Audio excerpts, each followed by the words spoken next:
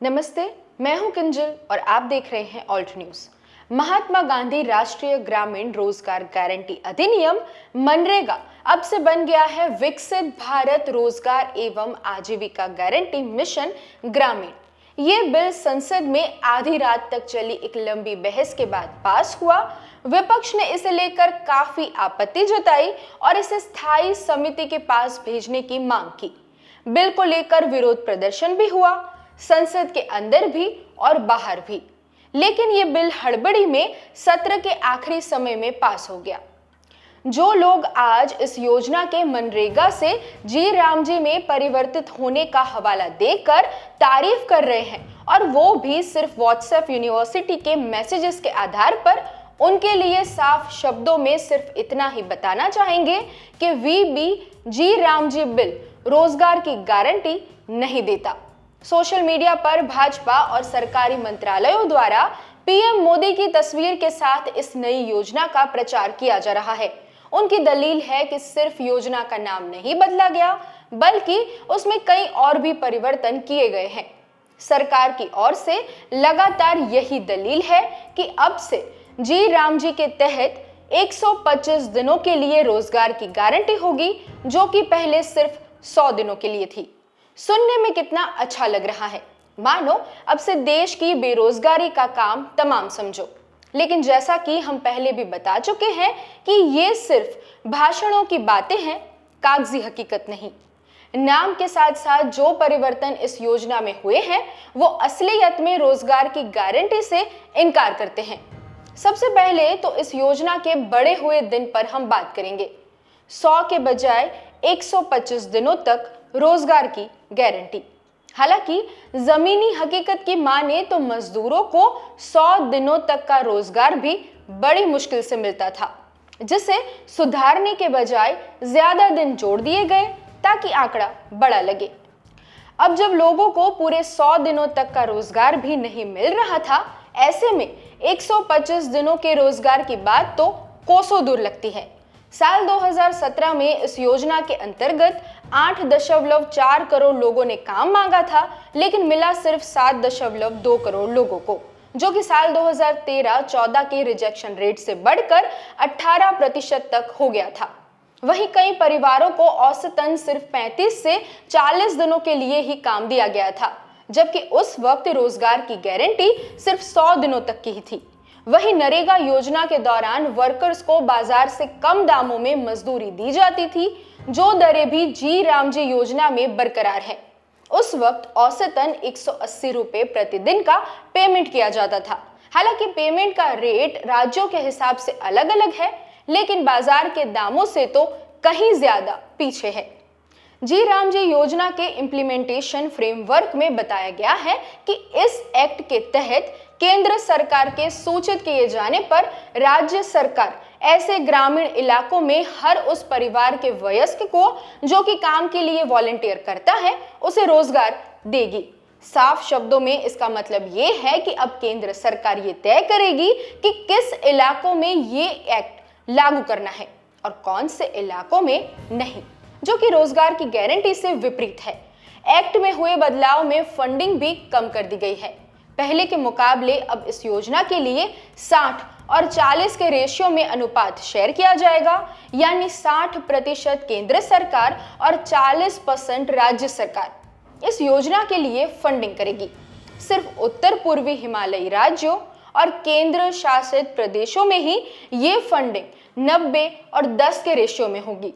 इस अनुपात का सीधा बोझ राज्य सरकारों पर पड़ेगा, और वो भी गरीब राज्यों पर जो कि पहले से ही वित्तीय बोझ में थे। यहाँ राज्य सरकारों पर भले ही बोझा डाल दिया गया है, लेकिन फैसला करने की क्षमता केंद्र सरकार के पास ही सीमित कर दी गई है।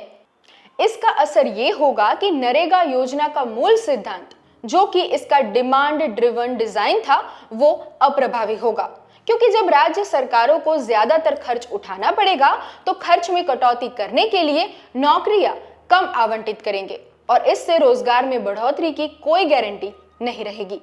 अनुमान ये है कि ऐसे वित्तीय बोझ के कारण राज्य अपना 40% योगदान देने में हिचकिचाएंगे, और ऐसे में अतिरिक्त दिनों के रोजगार की बात तो आप भूल ही जाइए। साथ ही टेक्नोलॉजी के माध्यम से इस योजना को पारदर्शी बनाने की कोशिश भी खोखली साबित होती है। जी राम जी योजना में बायोमेट्रिक ऑथेंटिकेशन, जियो स्पेशल प्लानिंग, मोबाइल एप्लीकेशन और डैशबोर्ड आधारित मॉनिटरिंग सिस्टम को मजदूरों के मत्थे डाल दिया गया है। साथ ही 1 जनवरी 2023 से national mobile monitoring system app को अनिवार्य कर दिया गया है, जिसमें अटेंडेंस रिकॉर्ड से लेकर पहले मजदूरों को 2 टाइम स्टैम्प्ड और जियो टैग्ड फोटो की जरूरत होती है। साथ ही उनके बैंक खातों को आधार लिंक करना भी जरूरी है। मतलब ये है कि रोजगार की गारंटी देने वाली ये योजना काफी पेचीदा बन गई है। ऐसे में इन प्रक्रियाओं ने मजदूरों को योजना से बाहर कर दिया है, क्योंकि ये टेक ड्रिवन उपाय उन लोगों के लिए मुश्किल है जिनके पास स्मार्टफोन और कनेक्टिविटी की सीमित सुविधाएं हैं। पेमेंट को लेकर इन पेचीदा प्रक्रियाओं को देखते हुए रोजगार की चाह में बैठा वर्कर उन भ्रष्ट ठेकेदारों की चपेट में भी आ सकते हैं जो कि नरेगा के फंड को हड़प कर मजदूरों को कैश में पेमेंट करेंगे। यानी कि भ्रष्टाचार को खत्म करने के उद्देश्य से बदलाव किए गए, लेकिन वो बदलाव सुधार नहीं बन पाए। यहाँ इतनी चीजें तो साफ हो जाती है कि कागजों और पोस्टर्स में वीबी जी राम जी योजना को लेकर किए गए वादे न सिर्फ अनक्लियर है, लेकिन जमीनी हकीकतों को झुठलाने वाले हैं, या यूं कहे कि रोजगार की गारंटी पर ही सवाल उठाते हैं। अब बात करते हैं इतने वर्षों से चली आ रही इस योजना को नया नाम देकर एक आभासी नया रूप देने का प्रयास क्यों किया गया। दरअसल भारतीय जनता पार्टी पहले से ही नरेगा के खिलाफ रही है।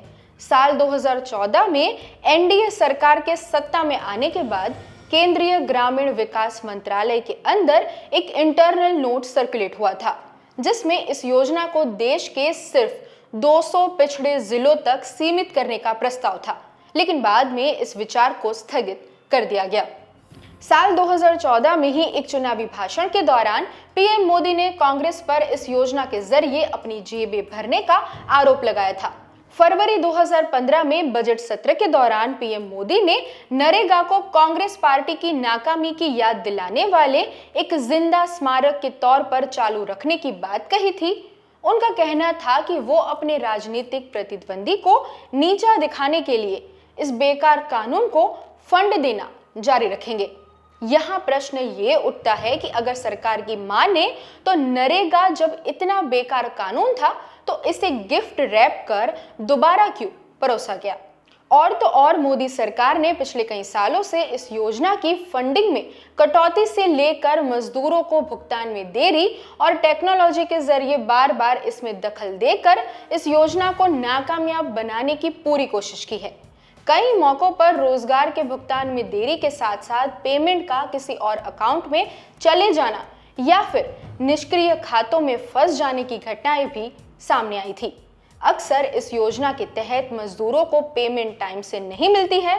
ऐसे में अगर 100 के बजाय 125 दिनों तक मजदूर इस योजना के तहत काम करेगा तो भी उन्हें समय के अनुसार भुगतान न मिले तो उनके बीच निराशा होगी। यानी योजना का नाम बदला गया, साथ में अतिरिक्त दिन जोड़े गए, लेकिन पेमेंट पिछली योजना के अनुरूप ही रहा, जबकि महंगाई पहले से कई ज्यादा बढ़ गई है। वहीं टेक्नोलॉजी को ग्रामीण लोगों पर डाला गया, लेकिन पेमेंट में अक्सर गड़बड़ियां हुई, या तो काफी लंबे समय तक पेमेंट ही रुका रहा। योजना की जिम्मेदारियां राज्य सरकारों पर डाल दी गई, लेकिन किस राज्य के किस इलाके में योजना लागू करनी है इसका हक केंद्र सरकार ने अपने पास रख लिया। यानी पहले से भी ज्यादा खराब कर पुराने कागजों को एक नए लिफाफे में डाल दिया गया।